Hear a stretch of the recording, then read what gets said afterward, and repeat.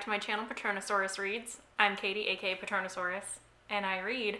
Today I'm going to be doing the Book Snob book tag, which is created by Tia with all the books, and I was tagged by Zach Tries to Read.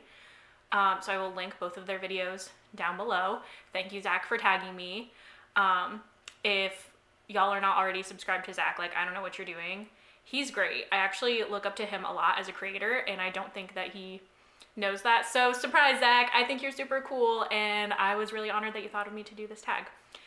So this tag is all about things in the bookish community that people are sometimes kind of snobby about, so let's just get into it. I'm reading it off my phone, so if you see me looking down, that's why. So question number 1 is adaptation snob. Do you always read the book before you see the movie? No, absolutely not.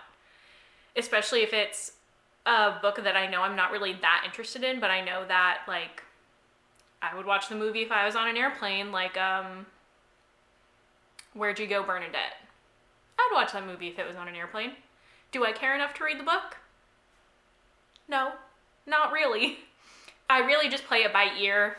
If it's something that I really care to read the book before I see the movie or TV show, then I will. But sometimes it works the other way around, and I see the movie or TV show and I'm like, oh, okay, I really want to read the source material, which is what happened with Good Omens. I don't really feel like the book is spoiled if I see an adaptation of it before I read the book. If the book is that good, then I'll still like it.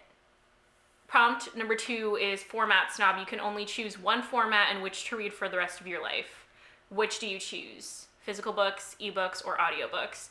And I think my answer might be a little controversial because people always get pressed about this. But I choose audiobooks. I think, first of all, I like audiobooks best, I think. I've really discovered that over the last year and a half that I've been really incorporating audiobooks a lot into my reading habits. I like having someone paint that word picture for me. I enjoy the different voices and in some cases having sound effects and music and things. I think it really adds to the experience and I really, really enjoy it. Plus adding in the fact that you can multitask while listening to audiobooks, whereas if you are physically reading either with a print book or an ebook, that's just a lot more difficult. And if that was the only thing I could read for the rest of my life, I would be totally okay with it. And number 3 is ship snob. Would you ever date or marry a non-reader? I think yes, but with the caveat that it couldn't be someone who's super proud of not reading. You know what I'm saying? People who say, I haven't read a book since I was in the 3rd grade, and they're really happy about it. I don't think I could be with someone like that. Someone who reading just isn't their jam, but they're not an ass about it. That's fine. I could be with that person. No big deal. But people who are so staunchly against reading, I feel like I couldn't ever jive with that. Number 4 is genre snob. You have to ditch one genre never to read again for the rest of your life. Which do you ditch? Historical fiction, probably. I've never met a historical fiction book that I enjoyed, which is sad because there's so many historical fiction books that people rant and rave over, but they never really sound that interesting to me, and when I give one of them a chance anyway, it usually ends up being a 1 or 2 stars, or I DNF it. So, probably historical fiction. And I've already read Evelyn Hugo, so technically I could read it again because I had already read it. That's the one exception of a historical fiction that I enjoyed. And number 5 is uber genre snob. You can only choose to read from one genre for the rest of your life. Which genre do you choose? This one is a lot harder. Okay, I think fantasy, because there are so many different subgenres of fantasy that, I could conceivably still have sci-fi. When people lump sci-fi and fantasy all into one genre, that bothers me, but sometimes there are stories that are legitimately both. There's, paranormal romance is its own genre, a subgenre, but That's fantastical enough that I would consider that to be fantasy, so I could still read those books if I wanted to. The possibilities are basically endless, so fantasy. Number 6, community snob. Which genre do you think receives the most snobbery from the bookish community? I don't know. I mean, I try to surround myself by people that are generally not genre snobs. So I feel like I haven't seen that much snobbery.